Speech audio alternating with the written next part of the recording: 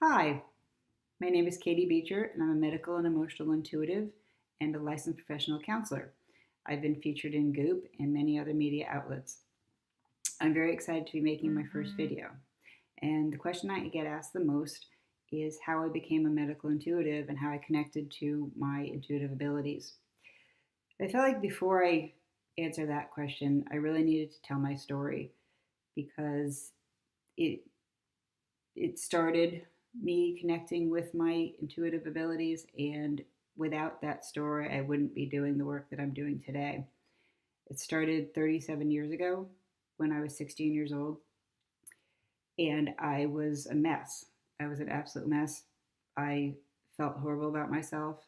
I had very severe bulimia, and I was so despondent and so tired of living that way, with just feeling like I had no alternatives and like I didn't know how to stop binging and throwing up to 3 times a day. That my only alternative, um, was to end my life. The depression was unbearable. The anxiety was unbearable, and I couldn't tell anyone. No one knew what I was going through. I was too embarrassed, and um, my family was very unsupportive. It was very dysfunctional. No one could talk to each other, and um, so I was really on my own. And I apparently had a very strong will to live because I'm convinced that forces greater than myself urged me to, instead of killing myself, thankfully, to call our pediatrician and to tell him what I was doing. Um, in those days, it was in the 80s, and no one was talking about eating disorders or anything like that. And I told him what I had been doing, and the doctor said, "You're probably fine. It's okay. It's not that big of a deal." And thankfully, I knew enough to know that it was a big deal. He gave me the name of a therapist, somebody who um, was trained in Jungian therapy, Carl Jung, if you're not familiar with Jungian therapy. And I had a car and I had a job and I was terrified. So it took me about 2 months before I got the courage up to even call to make the appointment. But I'm very glad that I did. And I started going to see her. And I can honestly say that starting to look at my issues and recovering was the hardest thing I've ever done. And I've been through some very, very difficult stuff since then. But it was literally the hardest thing I've ever done. And for reasons that you wouldn't think so, because recovery took total self acceptance and self love. And we should be born loving and accepting ourselves, and I think we are, but it should be the most natural thing in the world.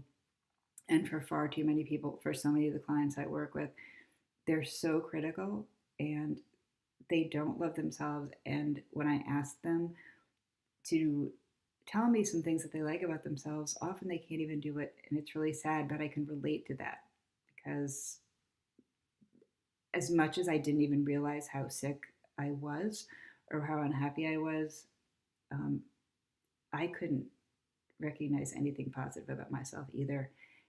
I thought that I was, ugly and worthless, and that I just had no future. And I thought I was horribly fat, which I wasn't. And uh, I just, I didn't know what I was going to do next. And I didn't think I had any strength. And, my life had spiraled out of control, but I obviously had a lot more strength than I realized. So I I worked with her. This was my senior year of high school, and I worked with her until I left for college.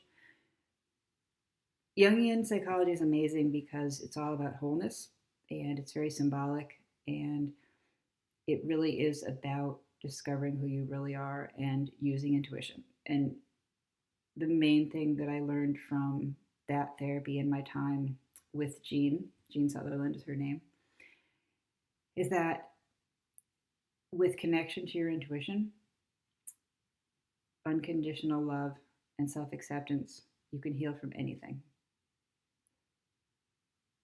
And I fully believe that. And I believe that to this day.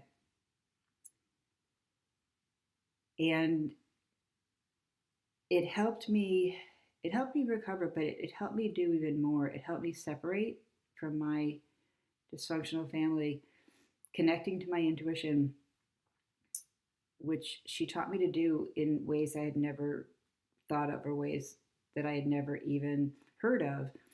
Um, Helped me realize that I was never alone. I always had that inner force and that inner guide and that inner love. And I thought that I had to get acceptance or love externally, but you don't. If you don't have it from inside yourself, then you will never even recognize it externally because you don't think you deserve it. And what I thought I was listening to for so many years as my intuition turned out to be um, the guides that I use to this day to get information for my readings. And um, it was an unbelievably amazing experience. Not an easy one. Absolutely not an easy one. So, and it was a true addiction, you know,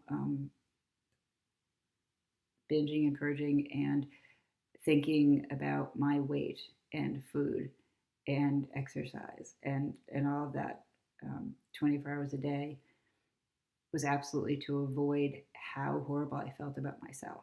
And it was to avoid the fear that I felt about facing things about my family and standing up for myself um, and being different and and knowing what I needed to do.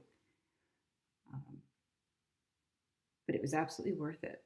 It was absolutely worth it. And I knew while I was going through that process that I needed to do something special and that I needed to use what I had learned to help others. I knew, and I still believe, that the bulimia was the greatest gift I ever could have had because without it, I would still be so dysfunctional and so depressed and anxious and would never have found myself and would never have been able to relate to anyone else.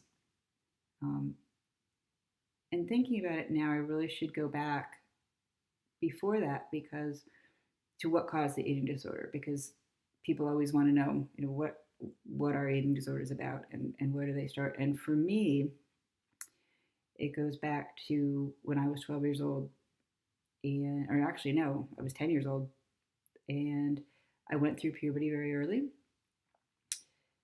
and developed very early. And a group of girls in my class decided that I would become the target of their bullying. And it was only because I developed early. There was no other reason. So from April of fifth grade until the end of the year, I was basically tormented in many different ways about my body and about getting my period and excuse me, and about um, any little thing you could think of. It was incredibly cruel and it made me very self-conscious about my body in a way that I had never been before. I had always been pretty confident, and even though I grew up in a dysfunctional family, I and didn't feel like I could express myself, and I still felt pretty confident, and I felt like, you know, I could achieve things and try things, and um, it completely changed me. It changed me, and I know that that was the beginning of the severe depression. it was the beginning of me being conscious of my body, of hating my body, of hating becoming an adult, hating becoming female because of body hair and breasts and things that should be totally wonderful and natural, and they weren't. and and I know that going through that experience, between the emotional effects and the physical effects of the cortisol of being stressed every day and not wanting to go to school, and not being able to tell anyone. And the teachers did nothing. They saw it. They did nothing. I was too embarrassed to tell my parents. I felt like a failure, so I didn't tell anyone. And it just went on. Fortunately, they decided that they would stop at the end of the year. How gracious of them. And I went on to become a pretty popular kid, and all that. That was, the rest of my school years were fine, but that never left me. It never left me. It totally changed who I was, and between the cortisol and between puberty, I gained 20 pounds probably about the age of 12, and it really didn't. Again, it didn't bother me that much until one day I was getting ice cream out of the freezer, and my overweight father decided that he would point out that, you really don't need to be getting that ice cream. You've put on weight. Thanks, Dad. And defiantly, I got it out anyway. But the very next day, I started a diet, 1,000 calories a day, because everything I had to do was extreme. And I lost 20 pounds, and I got attention from people, especially my father, in a positive way that I had never gotten before. And that felt really amazing. Um, it felt really amazing. Now, I had been a straight A student. I had been this, perfect, great kid, and I never really got attention before until I lost that weight. So I probably don't have to explain to you what that means. But then I went back to eating exactly as I had, and I gained back the weight. And that just set up this vicious cycle of gaining and losing and gaining and losing. And when you keep doing that to your body, it just doesn't work. So that, set up eventually, because I couldn't lose the weight anymore, a binge purge cycle that culminated in the eating disorder, the bulimia at age 16. So that was, once I graduated college, I became a licensed counselor, and continued to work with my guides, and develop my medium ability and my guide ability. And I will make another video about how I became a medical intuitive, and the work that I do, and what it means to get a reading. And I'll explain that whole process. But until then, thank you for listening. And if you're going through an eating disorder or depression or feeling suicidal, I hope that you will reach out to me, or also, reach out to hotlines. And there's so much help available. Please reach out, because I am so incredibly glad that I didn't choose to end my life. You don't know what's going to happen the next day, and you are so much stronger than you think you are. And suicide is final. And there are people who love you, and there are people who miss you, and there are alternatives. There really are. And life does get better. Thank you.